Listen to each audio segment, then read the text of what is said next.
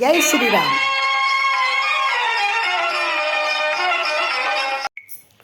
జై శ్రీరామ్.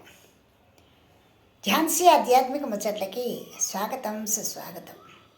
ముకుందమాల ద్వారా కులశేఖరులు ప్రజలందరినీ కూడా ఏ విధంగా ఉత్తేజపరుస్తున్నారో విందాం.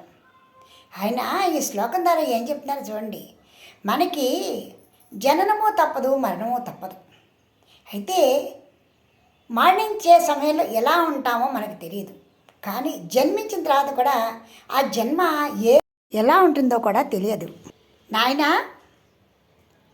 హే పాండురంగ, దివివా భువివా మమాస్తు వాసో నరకే వా నరకాంతక ప్రకామం అవధీరిత శారదారవిందౌ చరణౌ తే మరణేపి చింతయామి.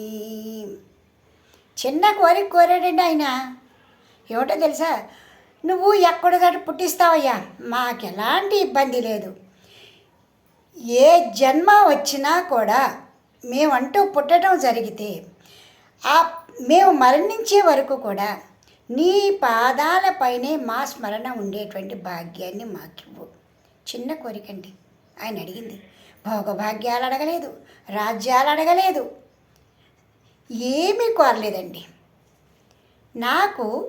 నేను ఎలా ఎత్తినా కూడా జన్మ, నా చివరికి నా కను ఊపిరి, నా ప్రాణం పోయేంత వరకు కూడా నీ పాదాల యందే నాకు స్మరణ చేసుకునేటువంటి భాగ్యాన్ని ప్రసాదించు అని అడిగాడు. అది కూడా ఎందుకు అడిగాడో తెలుసా ఆయన? చూడండి ఎలా అడిగాడో. కృష్ణ, హే కృష్ణ, త్వదీయ పద పంకజ పంజరాంత మద్వైవ మే విశతు మానస రాజహంస ప్రాణ ప్రయాణ సమయే.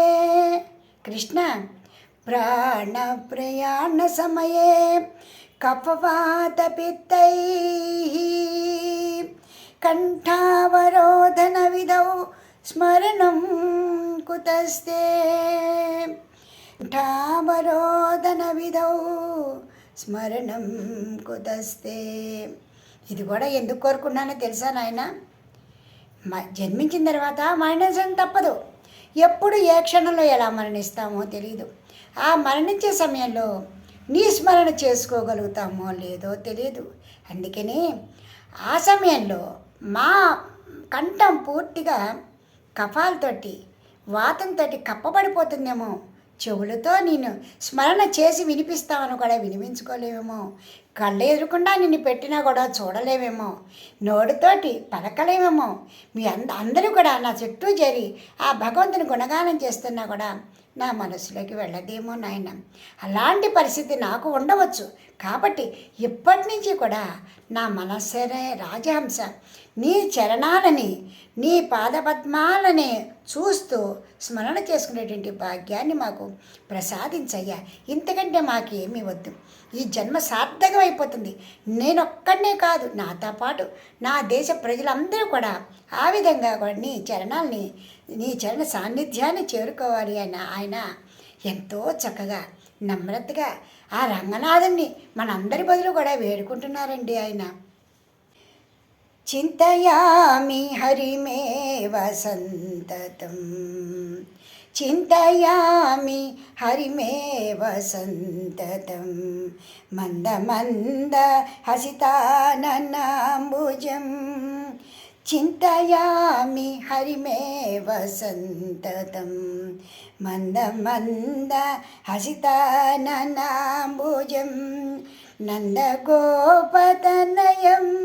పరాత్పరం. నందగోపతనయం పరాత్పరం నరదాది ముని బృంద వందితం. నరదాది ముని బృంద వందితం. మనకి తెలియదండి నిజంగా ఆయన ఎలా కోరుకున్నాడా మన కోసమని. నీవు ఏ చిరునవ్వుతోటి, ఏ చిరుతర హాసంతో మనోహరమైన రూపంతో ముగ్ధ మనోహర రూపంతో ఆ నారదాది మహర్షులకి దర్శనమిస్తున్నావో అలాంటి దర్శన భాగ్యాన్ని నా మనసుకు కలగజేయనైనా. నా మనసంతా నేను నింపుకుంటాను నాయన, నా కనులలో నేను నింపుకుంటాను నాయన, నేను నింపుకుని అలాగే వారిలాగా నేను ధ్యానం చేస్తాను అంటూ ఆయన పలుకుతున్నారండి. ఇంకా ఏమంటున్నాడు చూద్దామా. కరచరణ సరోజే కాంతి మన్నేత్రమీనే శ్రమముషి భుజ వీచి వ్యాకులే గాధమార్గే హరి సరసి విగాహ్యాపీయ తేజో జలౌఘం భవమరు పరిఖిన్న భేద మధ్యత్యజామి. మహానుభావ, నేను ఈ సంసారం అనేటువంటి ఎడారిలో నీ చరణ కమలాలు స్మరణ అనేటువంటి వయాశిస్సు కోసం వెతుకుతున్నానయ్యా. అది దొరకగానే చాలయ్యా, నా జీవితం జన్మ ధన్యమైపోయినట్టుగా భావిస్తాను. నాకు ఆ భాగ్యాన్ని ప్రసాదించయ్యా. నేను నీకోసం అలమటిస్తున్నానయ్యా, నేను నీకోసం అలమటిస్తున్నాను. శ్రీహరి స్మరణ ఈ సంసారంలో ఎడారిలో తిరిగి బాధపడే వారికి ఓదార్పులా ఉంటుంది. నాతోటి అందరూ కూడా నాతోటి సంసారులే. నా కాకపోతే నేను రాజుని, వాళ్ళు ప్రజలు. పాపం వాళ్ళు వాళ్ళ సంసార బాధల్లో పడి నీ నామస్మరణ చేసుకోవడం కూడా మర్చిపోతారేమో. మరి సంసార బాధ తప్పదు కదా నాయన. అందరినీ ఉద్ధరించు నాయన. ఒక్కసారి నిన్ను భగవాన్ హరిహరి అని పలికినా కూడా వారిని నీ దరి చేర్చుకో నాయన అంటూ ఆయన ఎంత బాగా కోరుకున్నారో చూసారా అండి. ఇంతటి అద్భుతాన్ని మనం పొందాలి అంటే ఇక చివరి దశకు వచ్చేస్తున్నాం, వృద్ధాప్యం వచ్చేస్తుంది. ఎప్పుడైనా మన కోసం మనం ప్రార్థన చేసుకోకపోతే ఇంకా భగవానుడు మాత్రం ఏం చేస్తాడండి. పాపం అన్నీ ఇచ్చాడు ఆయన.